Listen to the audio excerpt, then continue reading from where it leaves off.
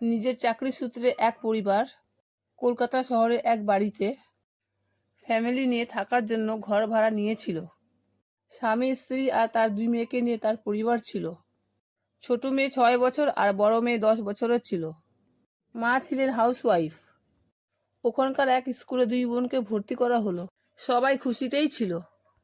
বাবার নাম ছিল সুবীর আর মা মানসী। বড় মেয়ে লীলা আর ছোট মেয়ে রীতা ছিল। 4 জনকে নিয়ে হ্যাপি ফ্যামিলি ছিল। প্রত্যেকে খুব ভালোবাসত। ভগবানের কৃপায় সবকিছু ঠিকঠাকই চলছিল। হঠাৎ একদিন ভোরবেলায় সুবীর আঁতকে ওঠে। তার আতঙ্কে ঘুম ভেঙে যায়। ঘুম ভাঙার পর থেকে সুবীর যেন কেমন চিন্তিত হয়ে পড়ল। মানসী জিজ্ঞাসা করলো, হ্যাঁ গো, তোমার কি হয়েছে? এত আকাশ পাতাল কি ভাবছো তুমি? কিছু কি হয়েছে তোমার? আমাকে কি বলবে না? এ কি ফ্যাল করে তাকিয়ে আছো কেন?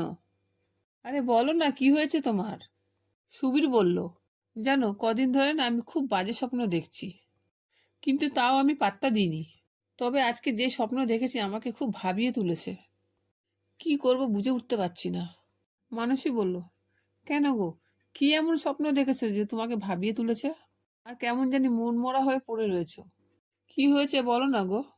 মানসীর কথা শুনে সুবীর বলল, দাঁড়াও, আজকে তোমাকে সব খুলে বলবো, তাহলে তুমি সব বুঝতে পারবে। তাহলে শোনো। বেশ কিছুদিন ধরে আমার ঘুমের মধ্যে অশরীরী আত্মাগুলোকে দেখছি। তারা আমার বুকের উপর চেপে বসে। আমি কিছুতেই সরাতে পারছিলাম না। বেশ অনেক দিন ধরে এইসব চলছিল। রীতিমতন আমার সাথে একটা ধস্তাধস্তি করে যাচ্ছিল। আজ সে আমাকে থ্রেট করে বলে, তোকে তো অনেকদিন ধরে আমার সাথে যেতে বলছি, কিন্তু তুই কোনোভাবে আমার সাথে যেতে রাজি হচ্ছিস না। তুই কোনোভাবে আমার কথা শুনছিস না। তাই তোকে আমি 10 দিনের টাইম দিলাম। এই 10 দিনের মধ্যে আমি তোকে আমার সাথে নিয়ে যাব। মানসী স্বামীর কাছে এই ঘটনাটা শুনে প্রচণ্ড ভয় পেয়ে যায়, ঘাবড়ে যায় আর কান্নাকাটি শুরু করে দেয়। কান্নাকাটি বন্ধ করো, আর ভয় পেতে হবে না। বজরংবলী আছেন, কোনো ভয় নেই। তারপর সুবীর তার এক বন্ধুর সাহায্যে এক ওঝার কাছে যায়। ওঝা সমস্ত কিছু শুনে তাকে একটা মাদুলি দেয়।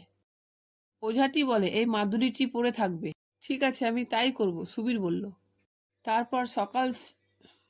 তারপর নিয়ম করে সুবীর সকাল সন্ধে দুবেলা রামায়ণ পড়া শুরু করলো।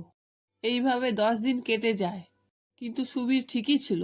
সুবীরের কেউ একটা চুলও ছিঁড়তে পারেনি।